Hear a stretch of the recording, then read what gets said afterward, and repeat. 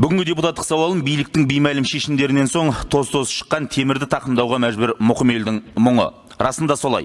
Ұлттық статистика бюросының мәліметіне сүйенсек, Қазақстандағы автокөліктер адам тасудан әуелде ада болуы керек. Себебі, әбден тозығы жеткен. Санмен сөйлейік. Қазір Қазақстанда 4 миллион жеңіл автокөлік, 454 мың жүк көлігі мен 95 мың автобус бар. Стандартқа салсақ, темір тұлпардың талқаны шықпай жүріп беретін уақыты ең көп дегенде 10 жыл.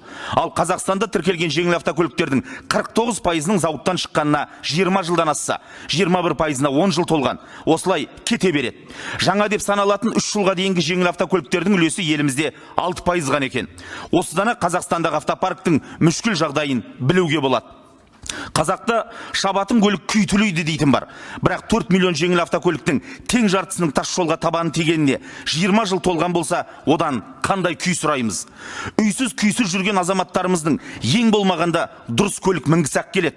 Бірақ оған ақылға сыймайтын кедергілер қойылған. Себебі Қазақстанға шетелден автокөлік әкелу үшін бірнеше төлем жасау керек азаматтар. Бірінші, көлік бағасының 12%-ын құрайтын қосымша құн салығын төлеу керек. Екінші, автокөлік бағасының 15%-на тең мемлекеттік баж төлеу керек. Үшінші, сәйкестендіру сертификатын төлеу керек. Яки шетелден қандай автокөлік әкелсең де, олардың Қазақстандағы дилерлерінен сертификат алу шарт. Оның құны 60 мың теңгеден 140 мың теңгеге дейін. Төртінші, кедендік алым төлеу керек, шамамен 20.700 теңге. Бесінші, автокөліктің қозғалтқышының көлеміне қарай утил алым төлеу шарт. Ол 258.750 теңгеден басталып қымбаттай береді. Қозғалтқыш көлемі 3-тен асса 1.983.750 теңге төлеу керек біздің азамат. Оған қоса шамамен 350 мың теңге акциз төлеу керек. Бұл да соң емес. Ары қарай автокөліктің шығарылған жылына қарай төлем бар, первичка дейді. Егер Қазақстанға келінетін көліктің шығарылғанына 3 жылдан асса, тағы 1,8 миллион теңге төлеу керек. Оған қоса СФХ мен порттың және брокердің ақшасын қосыңыз.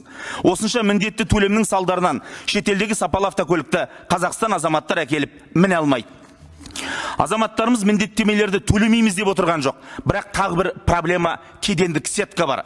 Яки мінекей менің қолымдағы мынау құжатта Қазақстанға кіретін барлық автокөліктердің ең төменгі бағасы белгіленген.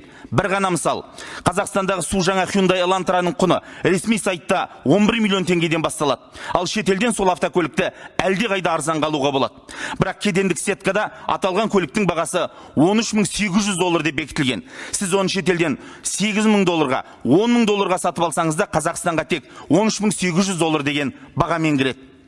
Және барлық салықтық және міндетті төлемдер осы бағадан есептеледі. Ең сорақсы, таусылмайтын төлемнен арылу үшін шетелден алған автокөліктерін алдымен біздің азаматтар Қырғызстанға келіп тірейді. Ол жақтағы төлем бізден 2 есе аз. Сосын Қазақстанға кіргізеді. Осылайша біз өз қолымызбен өзге елдің бюджетіне қаржы құйып отырмыз. 2023 жылдың қаңтары мен сәуір аралығында Қырғыз еліне 41 мың автокөлік кірген. Кейін соның біраз бөлігі біздің елге өткен делінеді ашық дерек көзде.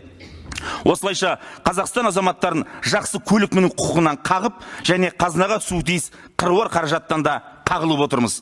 Осы тұста менің атыма толассыз келіп жатқан отандастарымыздың 3 нақты талабы бар. Бірінші, Қазақстанға шетелден кіргізілетін автокөліктердің шектік құны бекітілген кедендік сетканың бағасын төмендету. Екінші, алғашқы тіркеу бағасын түсіру. Қазір Қазақстанға келінетін көліктердің шыққанына 3 жылдан асса, оған 1,8 миллион теңге төлеу міндеттеледі. Осы мерзімді 7 жылға дейін созу. Үшінші, утил алымның бағасын төмендету, тіпті үкімет мырзалық қылса алып тастау. Осы депутаттық сауалға заңнамада белгіленген мерзім ішінде жазбаша жауап күтемін. Аманат партиясы фракция мүшесі депутат Нартай Сәрсенғалиев.